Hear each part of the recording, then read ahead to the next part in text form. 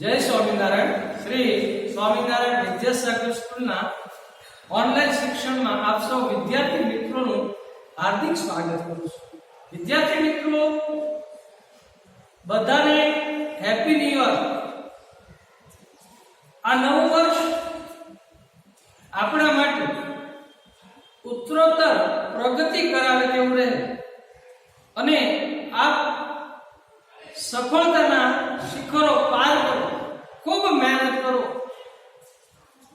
સારી ટકાવારી લાવો એવી શુભકામના. તો આપણે નવા વર્ષની શરૂઆત સાથે નવા પાઠની શરૂઆત કરી.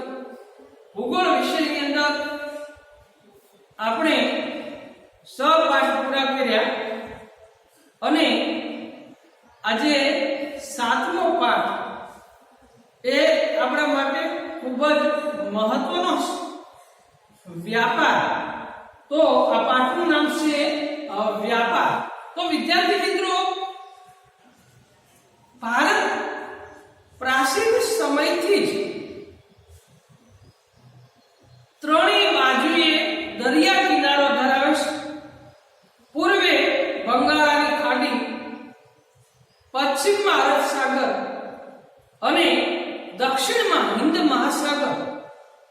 આમ ત્રણેય બાજુએ પાણી આવેલું હોવાથી દ્વીપકલ્પીય દેશ તરીકે ભારત ઓળખાય છે. તો આપણે વ્યાપારની વાત કરવાની છે કે ભારત પ્રાચીન સમયથી વૈશ્વિક વ્યાપાર સાથે જોડાયેલું છે. કેમ કે ભારત એક ખેતી પ્રધાન દેશ. ભારતના મરી મસાલા, તેજાના અને ગળી જેવા પાકો વિશ્વની અંદર એની ખૂબ માંગ રહેલી છે. ખાસ કરીને યુરોપની અંદર આ ગરમ મસાલાઓની ખૂબ જરૂરિયાત રહેલી છે. એટલે યુરોપના લોકો પ્રાચીન સમયથી જ વ્યાપાર કરવા માટે ભારતમાં આવતા અને ભારતમાં એ વ્યાપાર કરી મરી મસાલાઓની આયાત કરતા હતા, એટલે કે આપણા દેશમાંથી લઈ જતા. એ આપણને ઇતિહાસમાંથી જોવા મળે છે. આપ સૌ જાણો છો કે યુરોપના લોકો કોન્સ્ટન્ટિનોપલ, ઇસ્તંબુલ થઈ અને ભારતમાં આવતા. પરંતુ આ કોન્સ્ટન્ટિનોપલ એ તુર્ક મુસલમાનોએ જીતી લીધું. એટલે ભારતના લોકો જે કોન્સ્ટન્ટિનોપલ થઈ અને યુરોપથી ભારત આવતા હતા, એની જગ્યાએ એમનો રસ્તો બંધ થયો. એક નવો જળમાર્ગ શોધવાની ફરજ પડી. એટલે સૌ પ્રથમ એમણે ક્રિસ્ટોફર કોલંબસ એમને નવો જળમાર્ગ શોધવા માટે યુરોપથી ભારત તરફ એક વેસ્ટ ઇન્ડિઝના ટાપુ ઉપર પહોંચ્યો. જીવન કર્યા એટલે કે 10 વર્ષ સુધી જીવ્યો. ત્યાં સુધી કોલંબસને એમ રહ્યું કે મેં શોધેલો પ્રદેશ એ ભારત છે. પણ અમેરિકો વેસ્ટ પછી એમનું નામ અમેરિકા પડ્યું. એટલે કે 1453માં અમેરિકા ખંડની શોધ કોલંબસ કરી. ત્યારબાદ ઈસવીસન 1498 ની અંદર વાસ્કો દ ગામા એમણે યુરોપથી ભારત નવો જળમાર્ગ શોધવા માટે ખ્રિસ્તી ધર્મના જે વડાઓ હોય છે, જેને પોપ કહેવામાં આવે છે, એમને મોકલ્યા અને એમણે કાલિકટ બંદરે આવ્યા. એમણે યુરોપથી ભારત આવવાનો નવો જળમાર્ગ શોધ્યો અને આ નવો જળમાર્ગ શોધાતા યુરોપથી ભારત આવવાનો જે વ્યાપાર વાણિજ્યમાં વધારો થયો. તો વિદ્યાર્થી મિત્રો, આપ સૌ જાણો છો કે ભારત પ્રાચીન સમયથી વ્યાપાર સાથે જોડાયેલો દેશ. તો આ પાઠની અંદર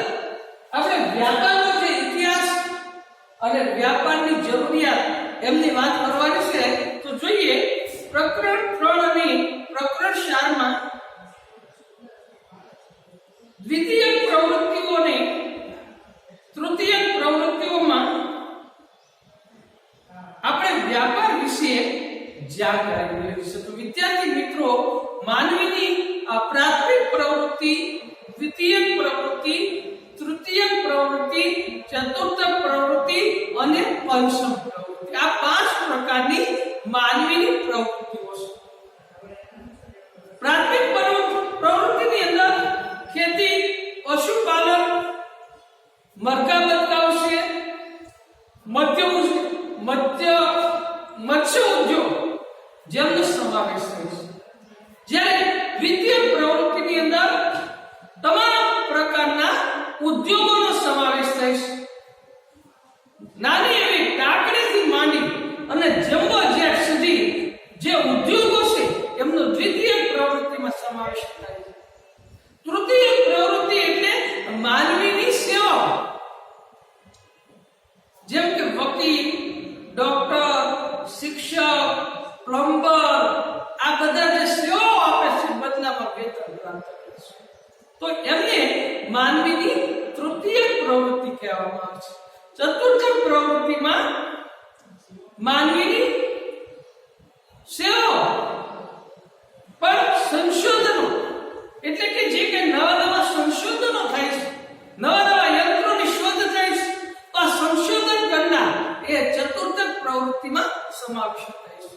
અને પંચમ પ્રવૃત્તિ એટલે કે નીતિ નિર્ધારક, જે કઈ કાયદાઓ ઘડવામાં આવશે, નવી નીતિ બનાવવામાં આવશે, એમનો સમાવેશ પંચમ પ્રવૃત્તિમાં થાય છે. તો આ રીતે તૃતીય પ્રવૃત્તિમાં આપણે વ્યાપાર વિશે જાણકારી મેળવેલી છે.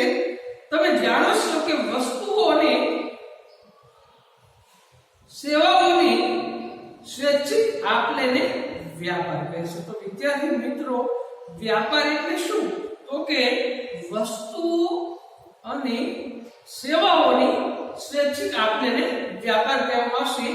વિશ્વમાં ભૂપૃષ્ઠ, આબોહવા, કુદરતી વનસ્પતિ, ખનિજ સંપત્તિ વગેરેમાં પ્રાદેશિક ભિન્નતાઓ છે. આ પ્રાકૃતિક ભિન્નતાઓને પરિણામે જે તે પ્રદેશમાં ઉત્પાદિત ખેત પેદાશો અને ઔદ્યોગિક વસ્તુઓમાં વૈવિધ્ય જોવા મળે છે. આ સૌ જાણીએ છીએ કે વિશ્વની પ્રકૃતિ અલગ અલગ છે, આબોહવા અલગ અલગ છે. જેમ કે ભારતની આબોહવા, તો કે ભારત મોસમી પ્રકારની આબોહવા ધરાવે છે. શિયાળો, ઉનાળો અને ચોમાસું એ મોસમ પ્રમાણે એ ઋતુઓ બદલાય છે, એટલે ભારત મોસમી પ્રકારની આબોહવા ધરાવે છે. જ્યારે ઘણા યુરોપ છે ઠંડા પ્રદેશો જોવા મળે છે. વિષુવવૃત્તના જે પ્રદેશો છે કે જ્યાં સૂર્યના સીધા કિરણો પડે છે, ત્યાં અતિશય ગરમી જોવા મળે છે.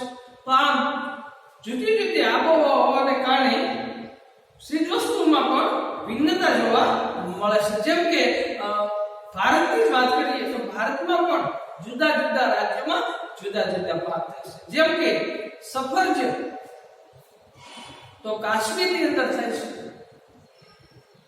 ગુજરાતમાં સફરજનનો પાક લેવામાં આવતો નથી. કેમ? તો કે કાશ્મીરમાં બરફ વર્ષા થાય છે, ઠંડો પ્રદેશ, એટલે એ તેમનું ઉત્પાદન ત્યાં વધારે થાય છે. તેમને એ માફક સાનુકૂળ છે.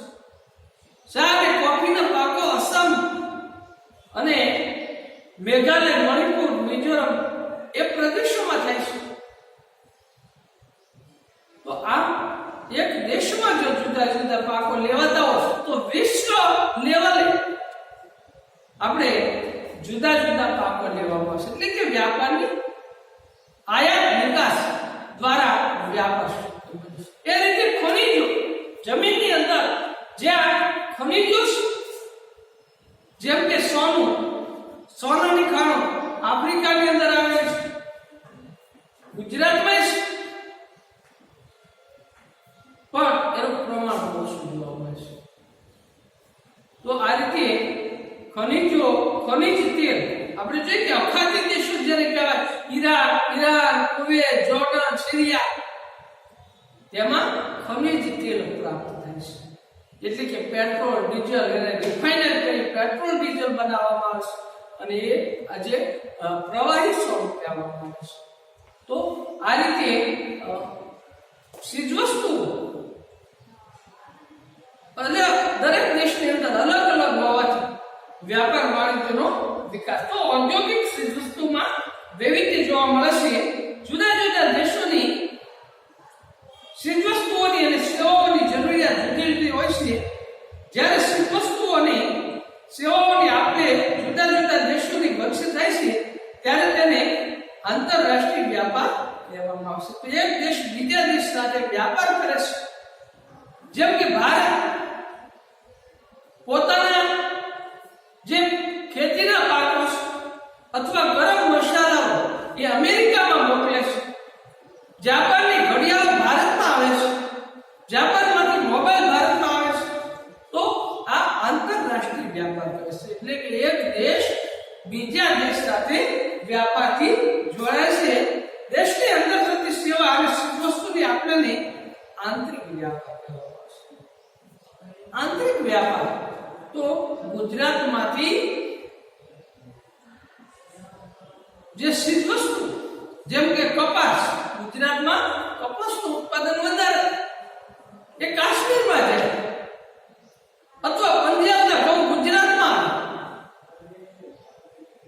અથવા બેંગ્લોરમાં બનતી જે કમ્પ્યુટર સોફ્ટવેર એ ગુજરાતમાં આવે તો એ આંતરિક વ્યાપાર કહેવાય છે. એટલે કે દેશની અંદર એક રાજ્ય બીજા રાજ્ય સાથે વ્યાપારથી જોડાયેલો છે. તો આંતરરાષ્ટ્રીય વ્યાપાર એટલે એક દેશની ચીજવસ્તુઓ જ્યારે બીજા દેશમાં જાય છે જેમને આપણે આંતરરાષ્ટ્રીય વ્યાપાર કહીએ છીએ.